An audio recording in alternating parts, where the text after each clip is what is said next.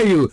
Who do you think you are? The mindset of Europeans and their fetishizing of overthrowing other governments. So I saw this question on Quora. This is your favorite half Chinese. I quote, in China, mass protests are happening right now, chanting against the CCP and wanting democracy. Could this be a chance for the West to smuggle weapons into China so the people could overthrow its government? Which impact would it have?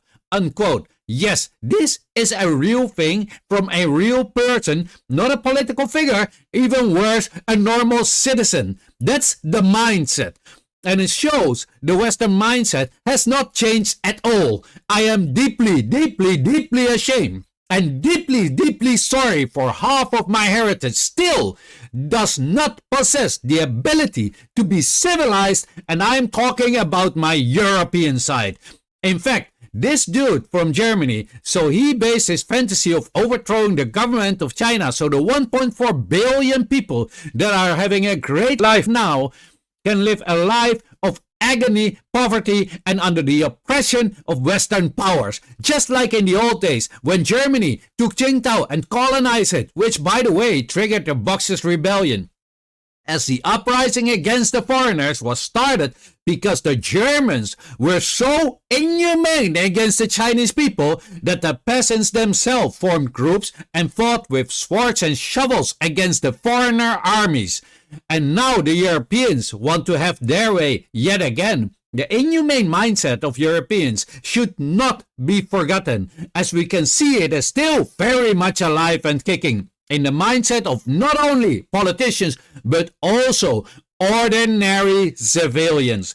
So he based his story up some video that was talking about the C-19 restriction protest in 2022. It was a propaganda video, but he doesn't know because obviously these people have no idea what is going on in the real world. Otherwise, he would have known. During those protests, they were protesting against the C-19 restrictions. And what did the government in China do? They lifted the restrictions like it should go in a real democracy. Unlike the fake democracy like Germany, where this dude comes from, and my country, the Netherlands, where the protesters were beaten up to a pulp and not a single government official even wanted to listen to the demands of the citizens they ought to serve.